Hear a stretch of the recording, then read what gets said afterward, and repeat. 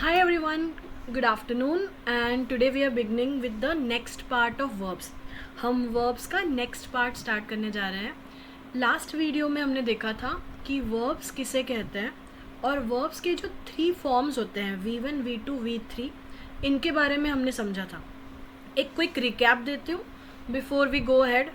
Last time हमने देखा था कि verbs जब हम लोग बात करते हैं मतलब एक्शन, किसी वर्ड में जब कोई वर्ड, किसी सेंटेंस में जब कोई वर्ड हमें एक्शन बताता है उसे कहते हैं वर्ब, राइट. जैसे यहाँ एक लिस्ट है बहुत सारे वर्ब्स की.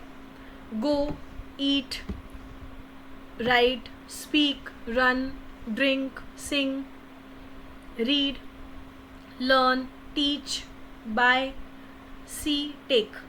ये सब हमने लास्ट वीडियो में देखा था, राइट. सो इन 15 वर्ब्स का एग्जाम्पल मैंने लास्ट वीडियो में एक्सप्लेन किया था.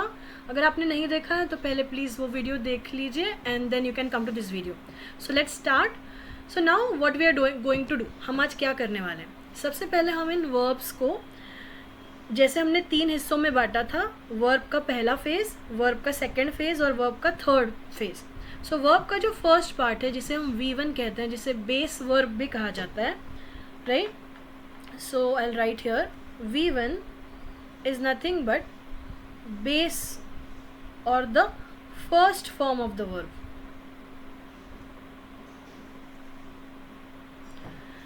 अब इसे बेस फॉर्म या फर्स्ट फॉर्म क्यों कहा जाता है? बिकॉज ये जैसा वर्ब है ओरिजिनल वैसा ही इन सेंटेंसेस में यूज़ किया जाता है. लेकिन यहाँ पे एक एस्ट्रिक मार्क है जिसे मैं कहूँगी टर्म्स एंड कंडीशंस अप्लाई. ऐसा क्यों कहा? क्योंकि जब मैं कह रही हूँ आपको कि ये वर्ब जैसा सेंटेंस में है वैसा ही यूज़ होगा, यहाँ पे कुछ कंडीशंस हैं. तो जैसे पहला सेंटेंस है हमारे पास, गो वर्ब के लिए यूज़ कर रहे हैं और हमने कहा she goes to market every day. अब आपने देखा ये वर्ब चेंज हो गया. हमने तो कहा था कि ओरिजिनल फॉर्म में आएगा, लेकिन यहाँ पे चेंज होकर ये वर्ब आ गया ES के साथ, राइट. गो चेंज्ड इनटू GOES. अभी ऐसा क्यों हुआ? इज़ बिकॉज ये जो हम बात कर रहे हैं प्रोनाउन की, ये है थर्ड पर्सन. हम किसी तीसरे व्यक्ति की बात कर रहे हैं और वो है सिंगुलर. तो मैं शॉर्ट फॉर्म लिख रही हूँ थर्ड पर्सन सिंगुलर.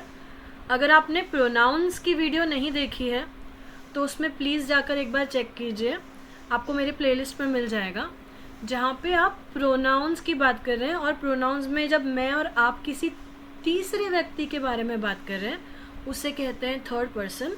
अब यहाँ पे ये तीसरा व्यक्ति एक ही है, एक वचन है, सिंगल है, सिंगुलर है. इसीलिए हम उस सिंगुलर पर्सन के साथ हमेशा वर्ब को S या ES फॉर्म में लिखते हैं, ठीक है. और ये सिर्फ थर्ड पर्सन, तीसरे व्यक्ति के बारे में जब हम बात करेंगे और जब वो एक वचन होगा मतलब सिंगुलर होगा तब ही होगा, अदरवाइज नहीं होगा, ठीक है. ये रूल आप याद रखेंगे. इसलिए मैंने कहा ये बेस वर्ब है, लेकिन यहाँ पे मैंने एक एस्ट्रिक मार्क या एक स्टार बनाया है, जिसका मतलब है यहाँ पे कुछ टर्म्स एंड कंडीशंस अप्लाई होते हैं, ठीक है. इसीलिए आपको जब भी आप तीसरे पर्सन और सिंगुलर की बात करेंगे तो वर्ब के साथ ES ये ऐड हो जाएगा और वर्ब चेंज हो जाएगा. नेक्स्ट इस पे आते हैं ईट, और इसका हमने सेंटेंस फॉर्म किया दे ईट राइस विथ करी. वे लोग चावल करी के साथ खाते हैं, ग्रेवी के साथ खाते हैं, जो भी आप उसको ट्रांसलेट करना चाहें. तो यहाँ पर आपने देखा कि ये जो वर्ब था ओरिजिनल ईट, ये वैसा ही आया है, कोई चेंज नहीं हुआ. लेकिन अगर मैं इसकी जगह दे की जगह वर्ब लगा दूँ ही, किसी सिंगुलर पर्सन थर्ड पर्सन की बात करूँ, तो यहाँ पे वर्ब हो जाएगा Yeats. He eats rice with करी. उसकी आदत है कि वो राइस हमेशा करी के साथ खाता है. और हमने ये जो सेंटेंस बनाया है बिकॉज ये थर्ड पर्सन है और प्लूरल है, हम तीसरे व्यक्ति की बात कर रहे हैं, लेकिन दे ये बहुवचन है, मतलब एक से ज़्यादा व्यक्ति के बारे में बात कर रहे हैं, इसीलिए यहाँ पर ईट आया। अदरवाइज अगर एक व्यक्ति होता, थर्ड पर्सन का ही होता, थर्ड पर्सन और सिंगुलर, तब ही के साथ ईट्स आता। वैसे ही पहले एग्जाम्पल में शी मतलब तीसरी व्यक्ति की बात हो रही है, जिस भी लेडी की है, जिस लड़की की बात हो रही है, जिस महिला की बात हो रही है, वो थर्ड पर्सन है और वो सिंगुलर, इसीलिए उसके साथ ईट्स आया। सिमिलरली अगर वो ही होगा तो वो भी थर्ड पर्सन होगा, बॉय या किसी मैन की बात की जाएगी और उसके साथ भी वर्ब के साथ एस आएगा या ईएस आएगा। सिमिलरली एक और चीज़ है इट, तो आप ये याद रखेंगे रूल को कि जब भी थर्ड पर्सन है और वो सिंगुलर है, जिसके एग्जाम्पल्स है ही, शी, ही एंड इट, इनके साथ वर्ब हमेशा एस या ईएस ऐड होके आएगा। कब? जब हम ये टेंस की बात करें, जब हम लोग वर्ब को वैसा ही यूज़ करना चाहते हैं। और आपके नॉलेज के लिए बता दूं कि ये जो सेंटेंसेस हम फॉर्म कर रहे हैं वो टेंसेस के इस क्लासिफिकेशन में आता है जिसे कहते हैं सिंपल प्रेजेंट टेंस। अब ये भी जान लीजिए कि सिंपल प्रेजेंट टेंस क्या होता है। सिंपल प्रेजेंट टेंस एक ऐसा टेंस है जो हमारी आदतों को दर्शाता है, दिखाता है, या वो रोज़ जो हम काम करते हैं उसे एक्सप्लेन करता है। या तो आपका रूटीन वर्क होगा जो आप रोज़ करते हैं ऑफिस में या घर में, जो भी आपका रूटीन है, या जो आपकी हैबिट है। ओके, अभी यहाँ मैं कुछ एग्जाम्पल्स देख रही हूँ, उनसे आप रिलेट कर पाएंगे जब मैंने ये एक्सप्लेनेशन दिया है। तो पहला, she goes to market every day, वो रोज़ बाज़ार जाती है, मतलब ये उसकी आदत है, ये उसका डेली रूटीन है। दे ईट राइस विथ करी, उनकी आदत है, उनका ये एक स्वभाव है कि जो वो राइस खाते हैं, चावल खाते हैं, वो हमेशा करी के साथ खाते हैं। Right, I right emails at work. अब देखो, ये हमने एक प्रोफेशनल एनवायरनमेंट की बात कर ली। आपके ऑफिस में आप रोज़ ईमेल लिखते हैं, तो इस सेंटेंस का मतलब हुआ मैं ऑफिस में या मैं रोज़ ईमेल लिखता हूँ जब काम पर जाता हूँ। अब फोर्थ सेंटेंस पे आते हैं, स्पीक्स,